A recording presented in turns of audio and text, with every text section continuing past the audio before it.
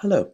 Today we will learn about three things. The first is a new data type called Boolean. Next are Boolean expressions. And lastly, a new set of constructs that are called conditionals. So here we have a program file called Conditional Example.java. It has two variables, both of type int and that have been initialized to values -7 and 12 respectively. Now we will introduce a new variable, this time of type Boolean. Boolean is a data type that can hold two possible values, the first being true and the second being false. Right? So let's declare a new variable of type Boolean. Let's call it is positive.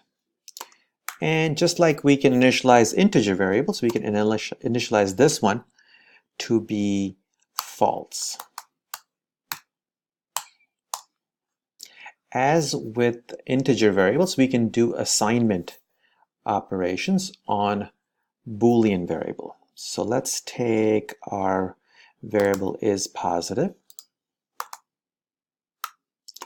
and set it to true. Let's do something slightly more interesting. Instead of setting is positive to true, we will set it to the value returned by what's called a Boolean expression. So instead of true, we will type num1 is greater than 0. So let's talk about what's going on here. On the right hand side is an expression, right? There is within the expression a relational operator which is greater than.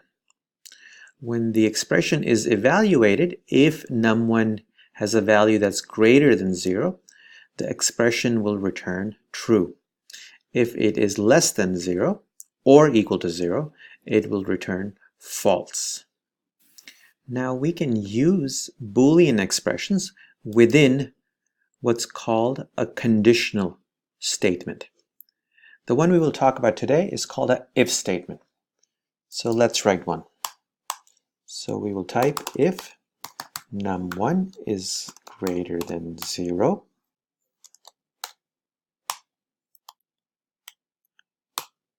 so let's look at this a bit closer. You have a new keyword called if. It's followed by parentheses within which is the Boolean expression, and after that is a block of statements within curly braces. In this case, there's only one statement which prints num1 is positive. So first, this Boolean expression is evaluated. If it turns out to be true, the statements within this block are executed. Right? We can add another clause to this if statement called an else clause. So let's type that.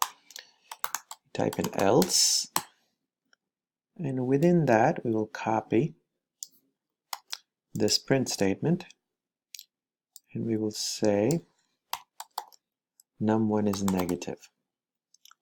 So now, if this expression evaluates to true, the statements within the first curly brace are executed. If it is false, the statements in the else clause are executed. Right? So let's run this. First, we save the file. Then we compile it. When we run it, it prints num1 is negative, which indeed is the case. Now let's change that to a +7. Save, compile. Now it says num1 is positive. Some final points. We could have, instead of having this expression here, we could have just used our Boolean variable is positive, since it is essentially the same thing. Also, if in an if statement, if you only have a single statement within a block, you can skip the curly braces. Same here with the else. We could have skipped this curly brace. But generally, it's a good idea to leave the curly braces in place just in case later on you decide to add some statements back in and forget to put the curly braces back on. Thank you.